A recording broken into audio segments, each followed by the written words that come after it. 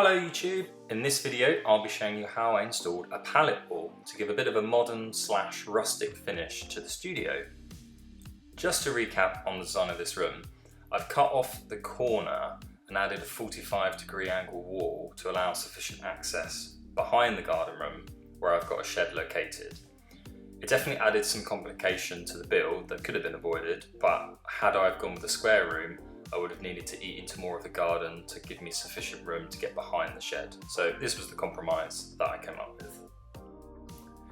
Anyway, back to the point. I had lots of pallets from the delivery of materials, and due to the size of the wall, I thought cladding it in wood from the pallets could look really cool, and it basically cost nothing to do. So I broke up the pallets and gave them a few coats of different coloured varnishes to give them a bit of an extra character.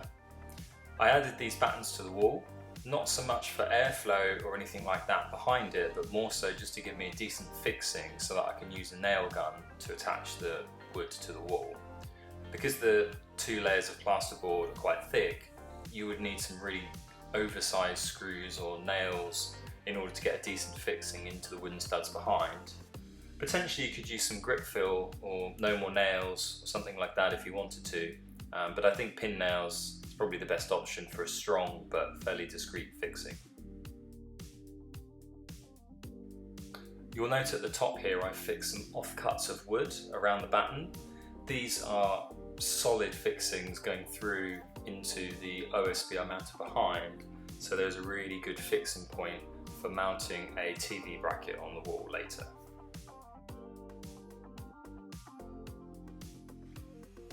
In order to get a nice flush and professional looking finish up against the wall, I've done a 45-degree mitre cut on each of the pieces of pallet wood, so you can see here how they go flushly up against the wall.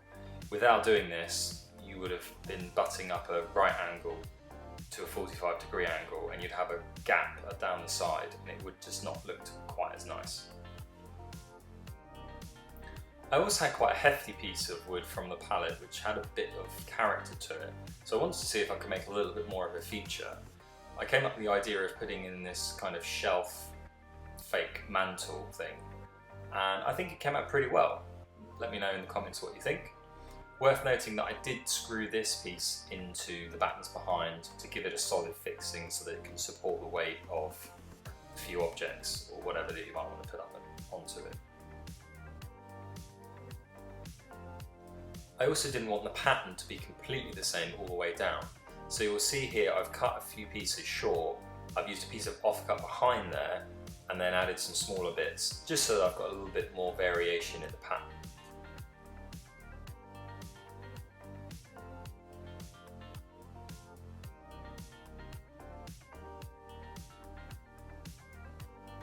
Now that I've got down to the last row, I want to put the flooring in so that I know the finished floor height, and then I'll cut down the last piece so that it butts up against the floor. So the next step is to put the vapour barrier down, and I'm taping this to the overhangs that I left when I did the vapour barrier on the walls.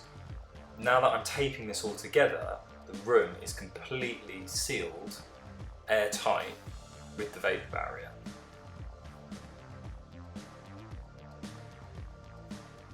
I'm now putting down some laminate flooring underlay boards. I'm staggering the joints and then I'm keeping everything in place with some duct tape.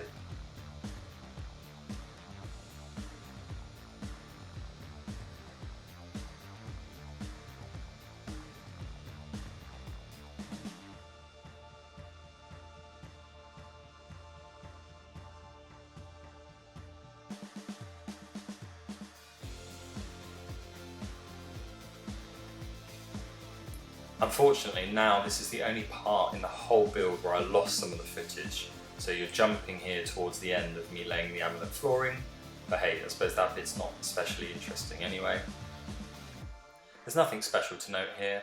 The main thing is you can just follow the instructions on the packets.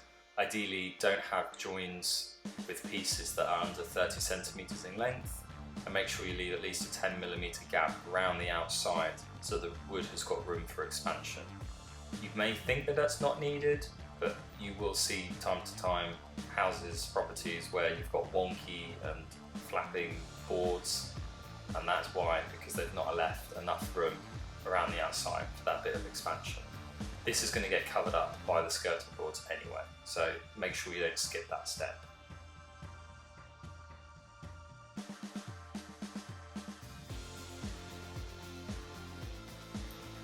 Finally, I had some extra long pieces of wood from a large pallet which I broke down, and I found that they were perfect lengths to use as skirting and architrave mouldings around the door. So this was perfect as it really tied everything in quite nicely and gives the room a very distinct look. So there we go. The skirting is now in, and we've pretty much completed all of the finishing touches. There's just a few more steps to go, which we'll see in the next couple of videos. If you're interested in seeing how the room finishes, please make sure you subscribe and you won't miss the next video when it drops. Thanks very much, YouTube. See you then.